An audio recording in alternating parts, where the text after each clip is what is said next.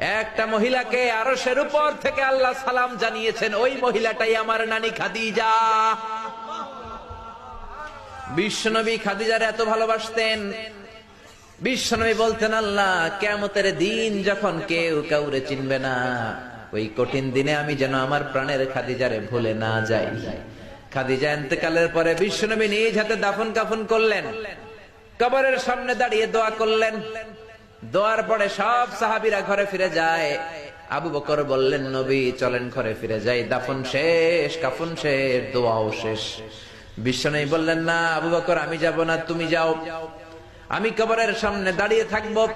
যেই মহিলাটাকে এই কবরের মধ্যে আমি শোয়ালাম রে আবু বকর, এই মহিলাটা সাধারণ কোন মহিলা নয়, আমার বিপদের দিনের সঙ্গিনী খাদিজা। মক্কায় এই মহিলাটাই আমার হাতে প্রথমে কালিমা পড়ে ইসলাম ধর্ম গ্রহণ করেছে।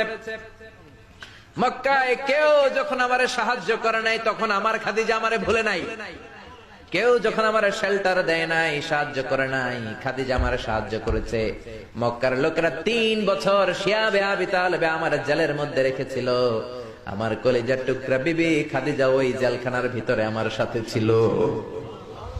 আবু বকর, তোমার মনে চাই তুমি ঘরে ফিরে যাও, আমি এখানে দাঁড়িয়ে থাকবো।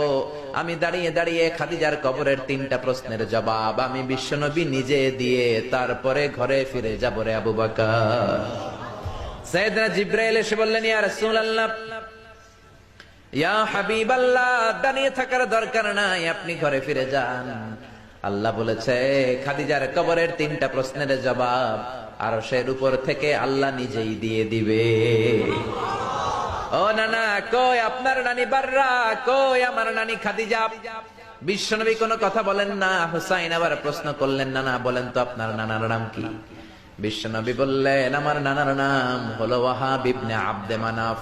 হুসাইন বলে, নানা আপনার নানা ওয়াহাব রে কে চিনে? কেউ চিনে না আপনার নানারে। আর আমার নানারে চিনে না এমন কোন মানুষ পৃথিবীতে নাই, ঠিক না? আমার নানার উপরে দুরূদ পড়ে না এমন কোন মানুষ পৃথিবীতে নাই। আমার নানার প্রশংসায় পঞ্চমুখ নয় এমন কোন মানুষ পৃথিবীতে নাই। আমার নানারে মাছে চিনে, গাছে চিনে, জিনেরা চিনে, ফেরেশতারা চিনে, পাখিরাও চিনে, ঠিক কিনা? আমার নানা হাউজে কাউসারের মালিক, আমার নানা শাফাতের মালিক। আমার নানা শুধু মানুষের নবী নয়, জিনদের নবী নয়, ফেরেশতাদের নবী নয়, আমার নানা সব নবীদের নবী, ঠিক কিনা? আমার নানার নাম হলো, পড়েন, মুহাম্মাদুর রাসূলুল্লাহ সাল্লাল্লাহু আলাইহি ওয়াসাল্লাম। এই হলো আমার নানা। এবার বলেন কে দামি? বিশ্বনবী আর ধৈর্য ধারণ করতে পারেন না, ধা ধা করে চোখের পানিগুলো ছেড়ে হোসেনকে বুকের মধ্যে জড়িয়ে ধরেন আর বলেন, হোসাইন তুমি ঠিকই বলেছো, আজকের তর্ক বিতর্কে আমি নবী হেরে গেলাম, তুমি জিতে গেলা। আসলে আমি নবীর চাইতে তোমার দাম আল্লাহর কাছে কোটি কোটি গুণ।